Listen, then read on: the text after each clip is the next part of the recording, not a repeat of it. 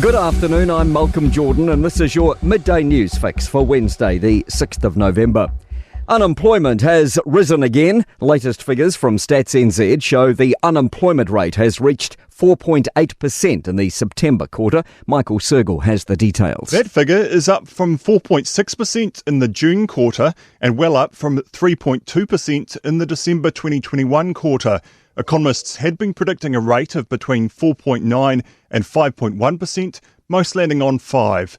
Expectation is now building of the Reserve Bank cutting the official cash rate by a further 50 basis points this month. To the US election, plenty of nerves with polling booths closing across the US. Candidates Donald Trump and Kamala Harris have been neck and neck in all major polls, with focus on key battleground states like Pennsylvania. CNN correspondent Paula Newton told Kerry Woodham there's more uncertainty around the election this time. Them getting information about things like voters and voter turnout. That was a COVID election. And because it was an aberration, it is very difficult for either campaign to really gauge how this one will turn out. A Republican senator's former chief of staff, Matt Turell, says the party seems more unified behind Donald Trump, which has helped bolster support. I also think the Trump campaign feels good about, I suspect, the fact that they've been potentially making inroads with key voting blocs that will be critical in this race that were traditionally Democratic voting blocs. Back here, opposition MPs are gearing up for a debate likely to be the most heated of the political year. ACT Minister David Seymour has confirmed he'll introduce his controversial Treaty Principles Bill tomorrow. Political editor Jason Walls has more. The first reading of the bill is still some weeks away, but Seymour will tomorrow introduce the bill to the House, meaning the full text of the proposed legislation will be available for all to read.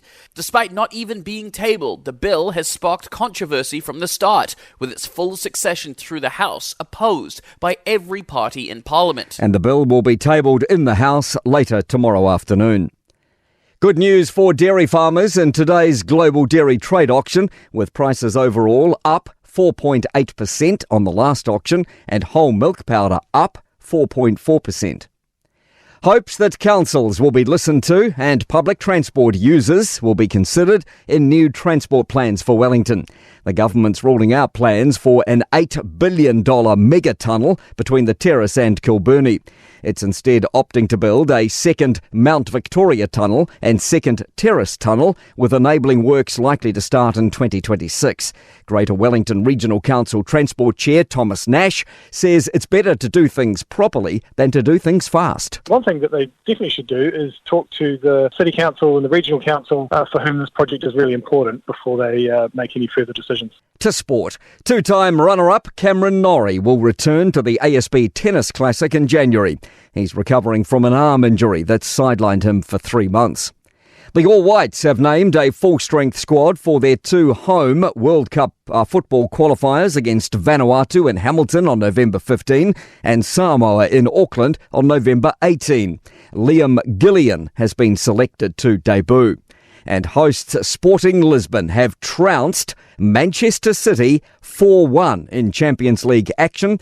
Manager Ruben Amorim's final act before he takes over at Manchester United. I'm Malcolm Jordan. That's your latest news fix. We'll be back with the next update at 5 p.m. from the Newstalk ZB newsroom.